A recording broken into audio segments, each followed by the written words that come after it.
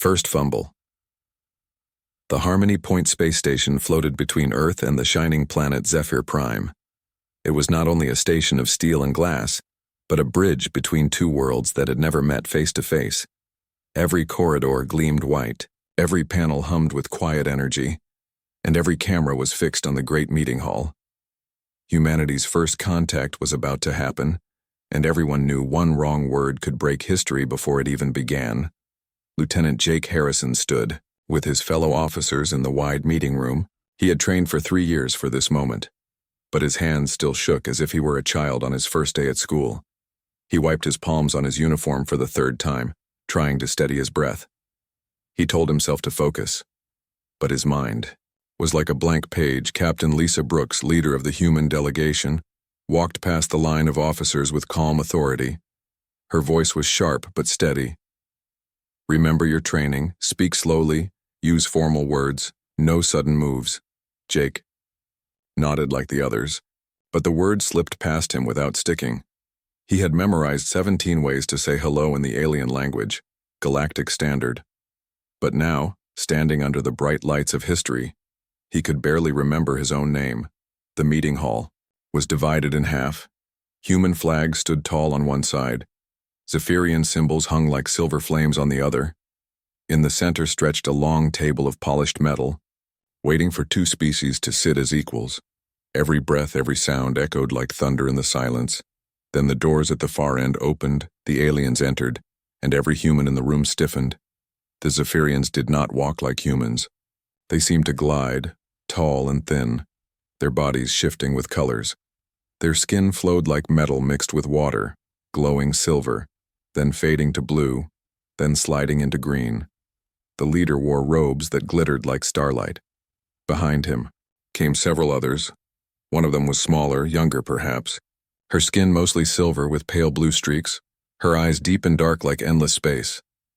Jake forgot to breathe. The young alien moved with a strange grace, her skin rippling with faint light. It was not just alien beauty, it was something more. Something that struck him silent and still. Captain Brooks stepped forward and spoke in galactic standard, her words clear and careful. "We greet you in the name of Earth. We are honored to meet you." The Zephirian leader answered in the same formal tone, his voice like soft wind chimes. "We greet you in the name of Zephyr Prime. This meeting brings hope for both our peoples." Introductions began, one human after another stepping forward with stiff bows and rehearsed words. Jake's heart pounded harder with every name called. When Captain Brooks finally said, "This is Lieutenant Jake Harrison, our cultural liaison," he almost tripped. Over his own feet, the young Zephirian female stepped forward to meet him. Her skin shifted from silver to a soft, glowing blue. The translation device on Jake's collar hummed as her voice filled the room. "I am Zara of the Science Council. I study how species communicate." Jake knew what he was supposed to say. He had practiced the line 1,000 times. "I am honored to meet a respected colleague." It was safe, polite, correct. But when he looked into Zara's eyes, dark as the universe and shining with curiosity, his mind shut down. Words tumbled out before he could stop them. "Wow, you're gorgeous," he said in plain English. The translation device caught his words, spun them into Zephirian speech and broadcast them for everyone to hear. The room froze. Every human stared at him in shock. Every Zephirian turned toward Zara, waiting. Jake's heart fell into his stomach. He wanted to vanish. Zara's skin changed at once. Silver and blue melted into gold, glowing bright from her face down her neck. The light shimmered across her like fire alive under her skin. Jake panicked. Had he insulted her? Had he broken protocol? Had he doomed the first contact? He opened his mouth to apologize, but before he could speak, Zara tilted her head, her large eyes fixed on him. When she spoke, it was not in her own language, but in English, soft and musical. "Say it again, human." The entire room gasped. The other Zephirians made low sounds, maybe surprise, maybe disapproval. Captain Brooks looked like she wanted to drag Jake away by his collar. But Zara's golden light grew brighter. Her lips curved in something that might have been a smile. She had not been offended, she had been pleased. Jake's face burned red. He tried to recover. I'm sorry, I was supposed to say something formal, something respectful. But Zara repeated, tasting the word, like it was new. You said I was gorgeous. This means beautiful. Yes, Jake whispered. Very beautiful. The gold in her skin pulsed like a heartbeat. No one has ever greeted me like this before, Zara said softly. Her eyes shone with wonder rather than anger. In that moment, Jake realized something impossible. His mistake had not broken history, it had changed it. Gold means dangerous. The glow had not faded. Zara's skin shimmered with a warm, golden light that filled the room like sunrise spilling. Over metal walls, every human officer stared, unsure if this meant triumph or disaster. Every Zephirian diplomat whispered in soft tones, their colors flickering with emotions no human yet understood. Captain Brooks kept her expression tight, but her eyes screamed warning. She gave Jake a sharp look, the kind that meant, one more. Wrong word and you'll destroy us all. Jake tried to steady his breath, tried to step back, but Zara moved closer instead. Her gold light was not dimming, it was growing stronger, like a signal sent on purpose. Later, in the private debrief chamber, Dr. Amy Chen, the xenobiologist, slammed her hands on the table. Do you even understand what you did? She hissed at Jake. Jake rubbed his face. I called her gorgeous, I know, stupid mistake. No, Dr. Chen snapped, her voice low, urgent. Gold is not neutral in their culture, it is dangerous. Jake froze. Dangerous how? Chen leaned forward. Zephirians glow gold when they feel deep personal joy, or when they accept a bond. A bond? Jake asked, his throat dry. Yes, Chen said. A bond of intimacy, of trust, sometimes even courtship, and you triggered it in the first meeting. Captain Brooks slammed her report pad shut, her jaw tight. Listen, Harrison, gold may mean she was pleased, but it also means you stepped into a space humans were never supposed to cross on day one. Jake swallowed. But she asked me to say it again. Brooks glared. That is what terrifies me. As the humans argued behind closed doors, the Zephirian delegation returned to their own quarters. Inside, whispers and color flares filled the dim chambers. Zara's father, the High Council leader, stared at her glowing. Or, you let him call you this human word. Gorgeous. His voice was like thunder breaking over water. Zara tilted her head, calm but firm. Yes, father, and it pleased me. It is reckless, he said, his skin flaring with dark violet. These humans do not even know what colors mean. They stumble blind through our customs. Zara touched her chest where her glow still pulsed. And yet the blind sometimes see what the careful overlook. The next morning, alarms shook the Harmony Point station. Red lights flashed and voices shouted through comms. Dr. Chen burst into the human quarters. Negotiations collapsing. Something in the translator protocols is wrong. The Zephirians think we claimed their sacred moon colonies. Jake's stomach dropped. The moon colonies, every human officer knew, were holy ground to the Zephirians, where their ancestors' remains rested. It was like telling Earth you wanted ownership of every graveyard in history. It was not just offensive. It was unforgivable. On the main display, the Zephirian delegation blazed with angry colors. Dark reds, stormy blacks, jagged streaks across their bodies that looked like thunderclouds breaking. And among them, Zara too glowed. Red and black, no longer gold, her face fierce and pained. Jake's chest tightened. He had seen her glow with wonder, and now he saw her burn with fury. Captain Brooks turned on Jake, desperate. Harrison, you're the only one who has made a connection with her. If she leaves in anger, it's over. This alliance dies before it even begins.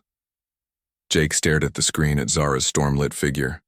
She trusted me, he whispered. If there's even a chance she'll listen, I have to try. Brooks hesitated, then gave a single sharp nod. Then do it. But know this, Harrison. One wrong word now doesn't just risk embarrassment, it risks war. Jake sent a direct message to Zara's private communicator. For long minutes, no reply came.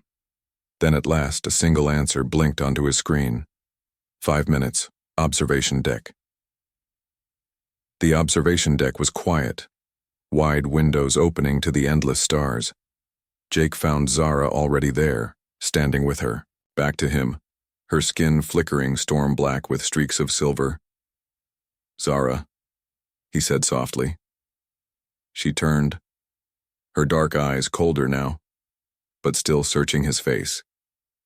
"Your people want to take our sacred places," she said in English, her voice heavy with hurt.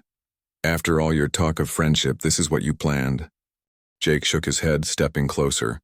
"No, that's not what we meant. The translation was wrong. It twisted our words." Zara's skin flared darker. "Your diplomats spoke clearly. They used the word of complete possession." Jake's breath caught possession. No, that wasn't what they had written. It was supposed to be joint partnership. But the two words in galactic standard sounded almost the same. A single slip, one wrong symbol, and war was born. "Zara, look at me," Jake said, his voice steady, though his heart pounded. "You know, I've been honest with you. Have I ever lied to you?" Zara's eyes softened slightly, her colors shifting to a conflicted silver. "No, you have not lied," she admitted. "But you are only one human. How can I know the rest of your people mean the same?" Jake took a step closer, his voice low, urgent. "Then test us, test me, take the human documents yourself. Read the words in English, see the truth with your own eyes." For a long moment, Zara said nothing, the storm of colors rolling across her skin. Finally, a soft pulse of gold broke through the black, faint but real. "You would trust me with this?" she asked. Jake nodded without hesitation. "With everything?" The stars outside the window glimmered in silence. Two beings from two worlds stood face to face, one glowing with doubt and gold, the other trembling with fear and faith. And in that fragile moment, Jake understood. His mistake had not only called her gorgeous, it had made him the only bridge left standing between peace and war. Shadow in the translation. The observation deck had gone silent. Zara's glow flickered between storm black and faint gold as she held Jake's gaze. She had agreed to see the human documents with her own eyes. But if the words betrayed him, if the truth was as dark as she feared, the peace would die, and Jake's mistake would mean nothing. Later that night, Jake sat in the human command chamber with Captain Brooks and Dr. Chen. He placed the raw English drafts on the table, every page lit by the station's cold blue light. "These are untouched," Jake said. "No filters, no machine translators, just plain English." Brooks folded her arms, still doubtful. "Do you really think handing over sensitive treaties to an alien princess?" She stopped, catching herself, but the slip hung heavy in the air. Jake blinked. "Princess?" Dr. Chen exhaled. "Zara isn't just a scientist, Harrison. She's the High Council's daughter. She came here under a research title to hide her bloodline." Jake's chest tightened. All this time, he thought she was just a scholar curious about humans. Now he realized he had spoken the most reckless words of his life. To alien royalty. Before the humans could argue more, Zara entered the chamber. Her father's authority echoed in her posture, but her eyes sought Jake first. "I will read your words," she said, voice calm but sharp. The room fell silent. As she leaned over the glowing documents, her long fingers traced the lines, her skin shifting in slow waves of silver as she concentrated. Jake's heart pounded with every flicker of color. At first, everything matched. The clauses spoke of joint research, open exchange, mutual benefit. But then Zara's skin shifted to a violent red as she stopped on one phrase. "This," she said, her voice like ice. "Here it says claiming lunar sites with exclusive rights." Jake leaned forward, eyes wide. "No, look closer," he said. "The English word is sharing partnership, but—" Zara cut him off. "That is not what the translation carried. Your machines broadcast exclusive possession." Dr. Chen's hands flew over her console, running diagnostics on the stations. AI translators. Lines of code poured across the screen. Suddenly, anomalies blinked red, buried subroutines, Check some mismatches. Ghost code hiding in plain sight. This isn't random, Chen whispered. Someone has been tampering with the translation systems. Brooks's voice turned grim. Are you saying sabotage? Yes, Chen said, her face pale. A hidden process injected bias into the protocol, twisting words into their worst meanings. Jake's blood ran cold. It wasn't just a mistake, he said slowly. Someone wanted us to fail. Someone wanted war. The evidence grew darker. The ghost code carried an old signature, not human, not Zephirian, but something older. Chen froze as she traced it. This came from a forgotten war satellite left drifting near the relay network, she explained. Its code is outdated, broken. But someone woke it up, fed it into our systems. Brooks slammed a fist on the table. Who would do this? Who benefits from turning allies into enemies before we even begin? No one answered, but the silence carried its own threat. Zara's skin flickered with silver and gold, confusion mixed with the faint light of relief. You are telling the truth, she said softly. Your words were not poison, the poison was placed between them. Jake exhaled, tension leaving his chest for the first time. But before hope could take root, Zara's eyes darkened again. My people will not care about ghost code or ancient satellites. They only see the words they heard and the anger those words burned into them. Jake leaned forward, voice firm. Then we show them the truth. Live. No machines, no hidden codes. You and I together, side by side. Zara tilted her head, her skin rippling gold at the edges. You would risk this? Yes, Jake said without hesitation. If we let lies control this meeting, then we've already lost.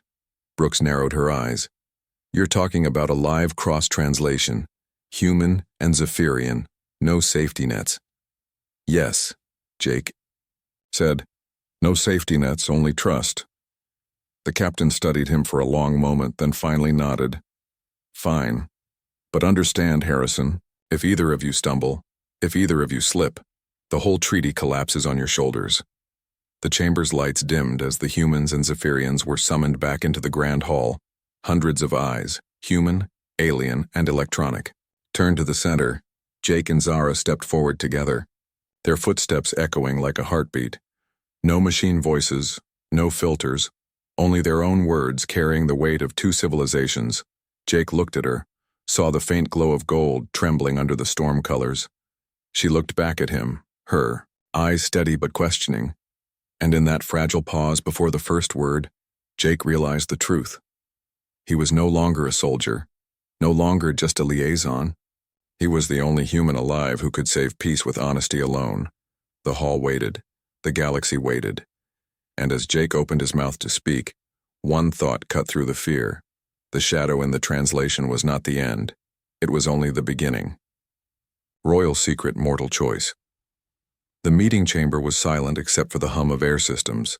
Jake and Zara stood side by side at the center table, their voices carrying translations not from machines but from their own mouths.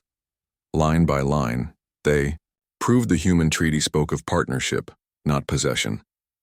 For the first time since disaster struck, colors of calm, silver, blue, and faint green, spread across the Zephirian delegation.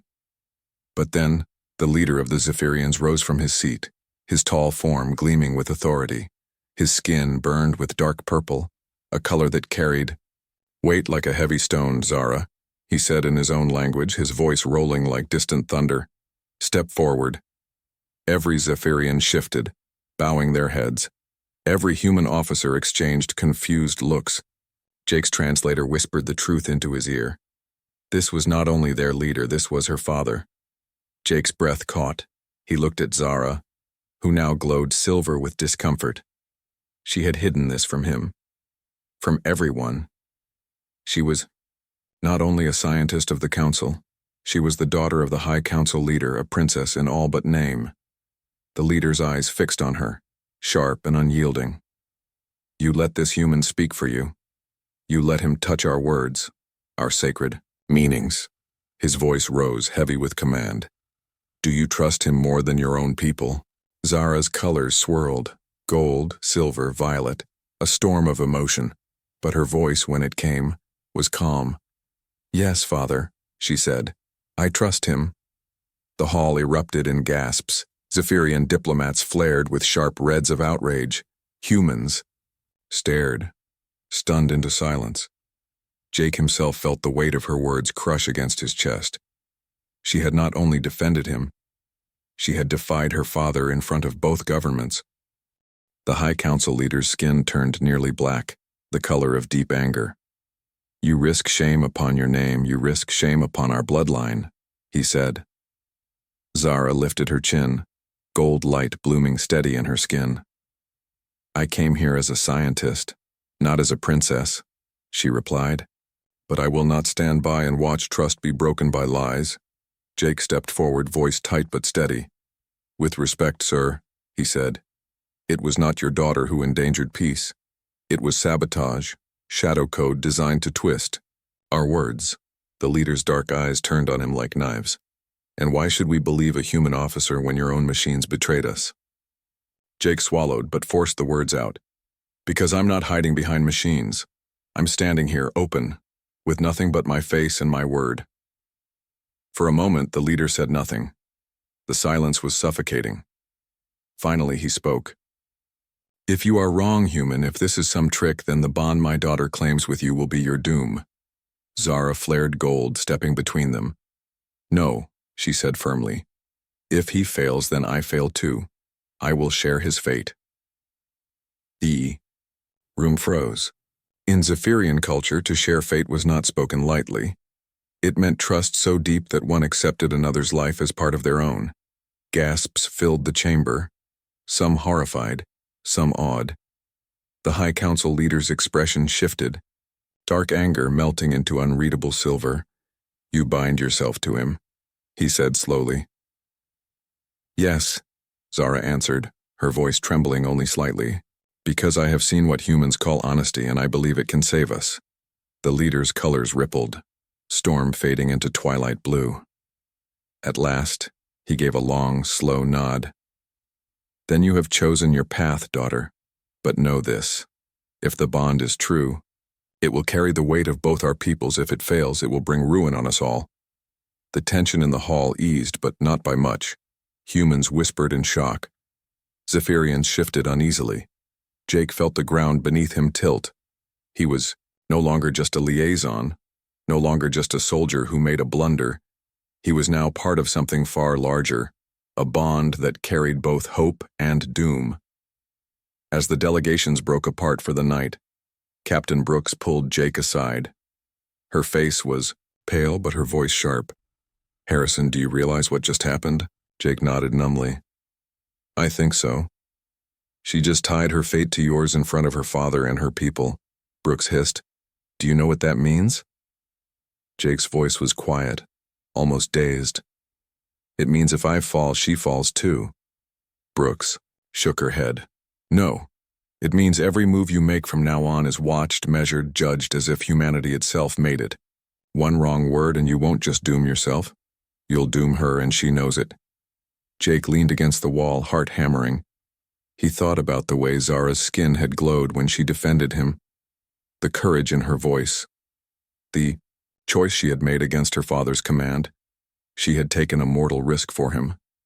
And now, for the first time, Jake understood the truth.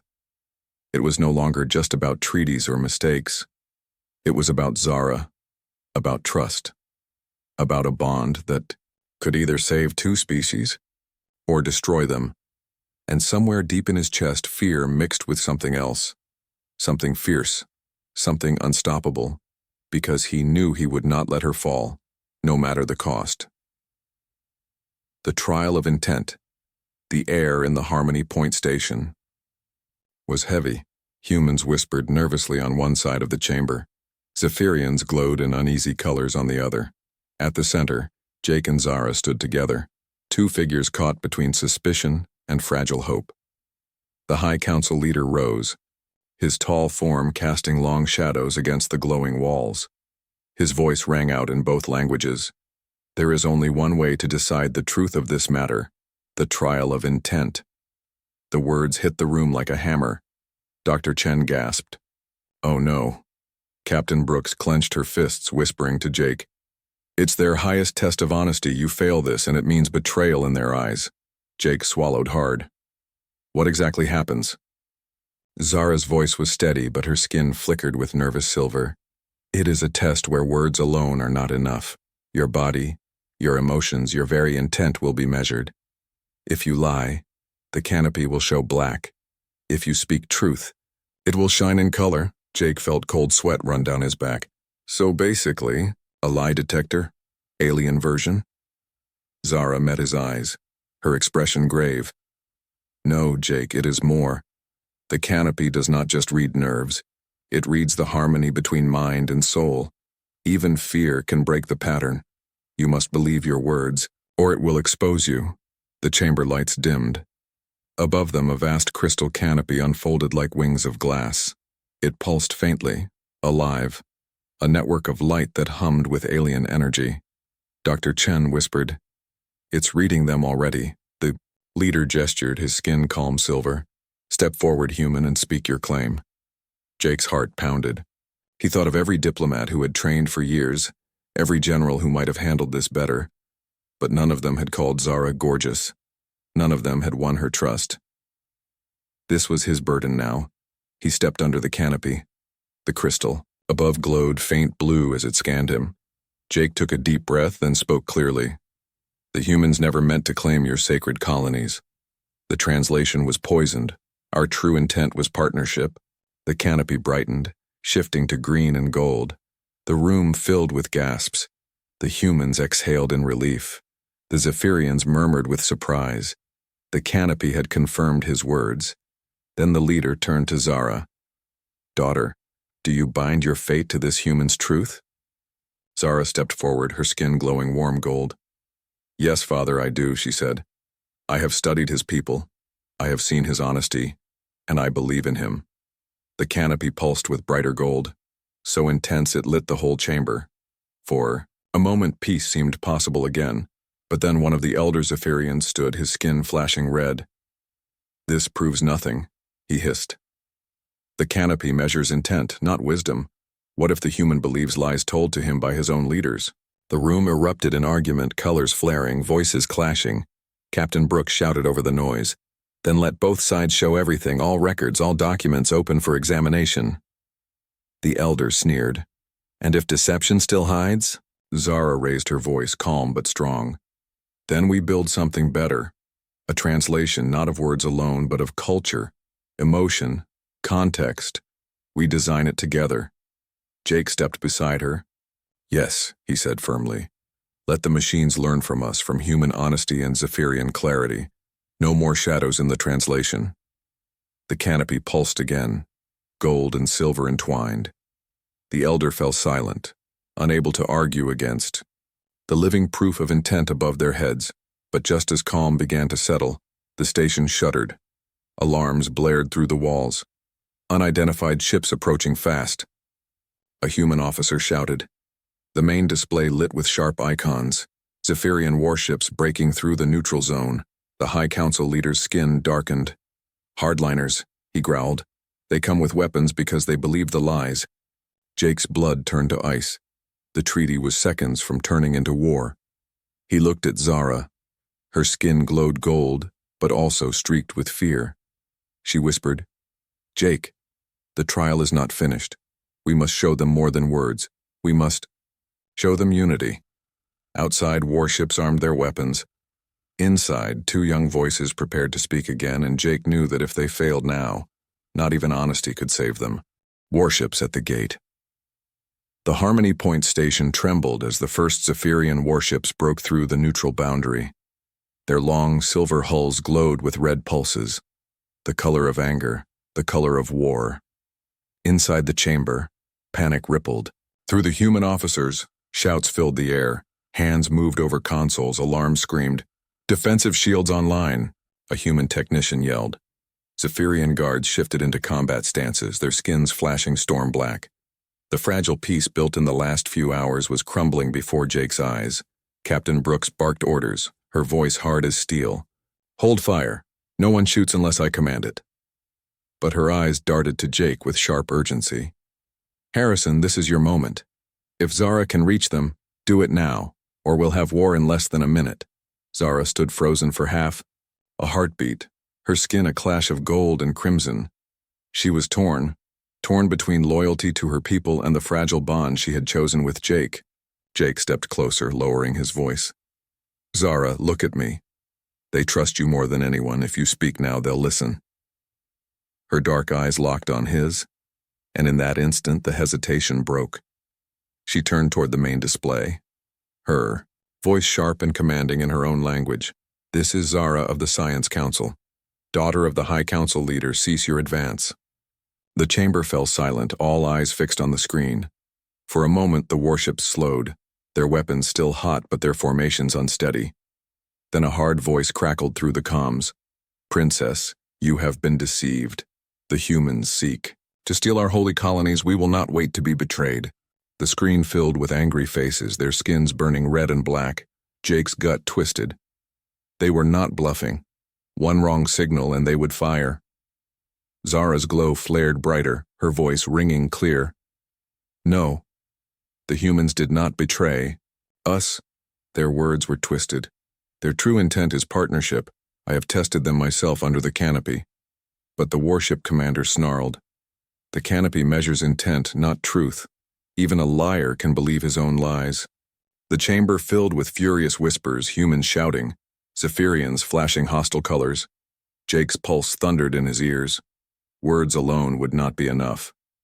He grabbed the comms panel, his own voice rough but steady.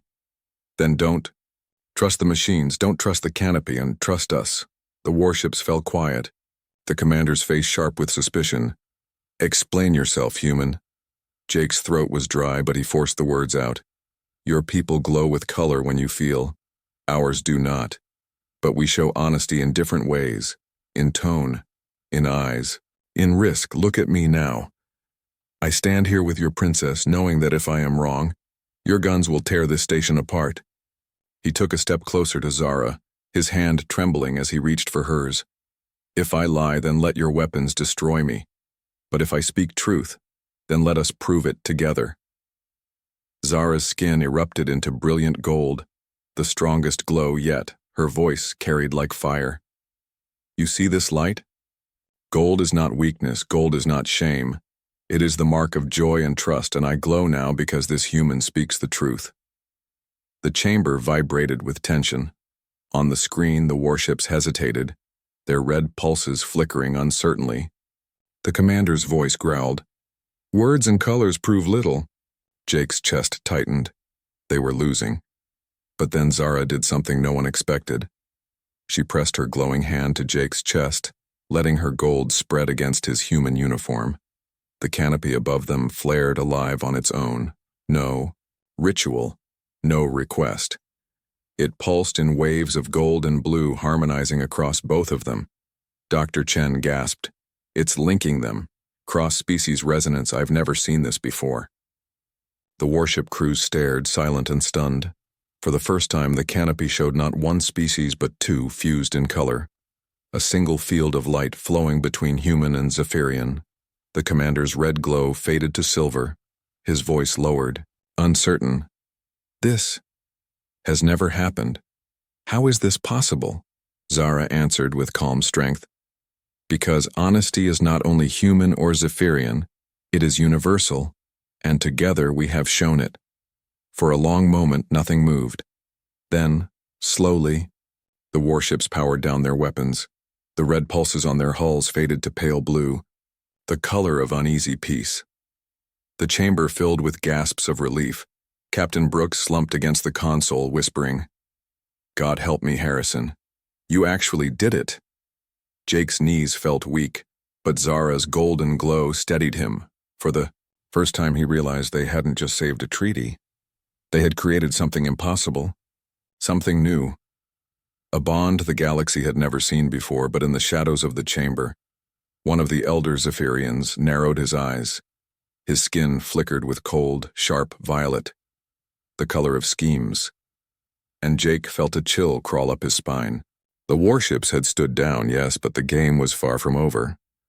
The conspiracy revealed. The warships drifted back into neutral formation, their weapons dim. Relief rippled through the chamber. Humans exhaled. Zephirians relaxed their combat stances. But Jake felt no peace. He had seen the elder Zephirians, skin flicker violet, a color sharp and secretive. And in that small flash he knew. The real danger was still inside the station, not outside. Later that night, Captain Brooks called a closed council in the human quarters. Dr. Chen brought data. From the sabotage translators, the ghost code didn't just slip in by accident, she said, her eyes dark with worry. It was planted, and whoever did it knew both human and Zephirian systems. It had to be someone on the inside. Jake leaned forward, jaw tight. You're saying a traitor? A spy? Chen nodded. Not just a spy. Someone who wanted both species to believe the worst of each other. Someone who profits from war, not peace. The door hissed open, and Zara entered, her golden glow dim with exhaustion. My father suspects. The same, she said softly. But suspicion is dangerous. Accuse without proof and the council will fracture. Brooks folded her arms, her voice flat. Then we find proof. For 2 days, Jake and Zara worked in secret, tracing the shadow code. They followed digital trails through human servers, through Zephirian data streams. Again and again, the path ended in corruption, false leads, dead ends. But one fragment kept returning. A command string signed with the mark of an elder. Jake's chest grew tight. The violet one, he muttered, remembering the elders. Skin in the chamber, Zara's eyes widened, her glow flickering silver blue. Elder Korath, he has long argued that humans are dangerous, that peace will weaken us. The truth landed heavy between them. Korath wasn't just suspicious of humans, he had planted the lie. He had tried to ignite war from the shadows, but exposing him was not simple, Zara explained in a low voice. In our culture, elders are untouchable without ritual proof. To accuse him is to risk exile or death. Jake clenched his fists. Then we bring proof no one can deny. That night, in the dim corridors of the Zephirian wing, Jake and Zara slipped past guards. They found Korath's private chamber, walls glowing faint violet.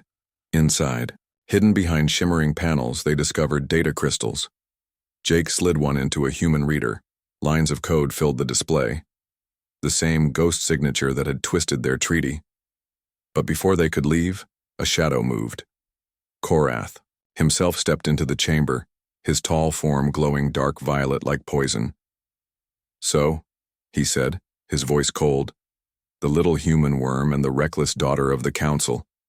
Jake's stomach knotted. He could feel the elder's power. In the air, the authority of centuries. But Zara stepped forward, her gold light blazing. You betrayed your own people, she said, her voice sharp. You tried to start a war. Korath's colors flared red and black. Peace is weakness, Zara. Do you not see? The humans will use their smiles to chain us. Better war now than slavery later. Jake's fists tightened. That's a lie, he said. Humans came here for partnership, not conquest. You poisoned trust because you fear change. Korath's eyes narrowed. Fear is wisdom, human, and when the guns fire, wisdom will win. He raised his hand, his skin pulsing black, a signal to hidden allies. But Jake moved first, slamming the data crystal into the canopy interface. The chamber's walls lit alive, projecting Korath's sabotage for all to see. Code, commands, corruption, undeniable, unbroken, pure proof. Alarms blared. Guards stormed in. Zara lifted her voice like thunder.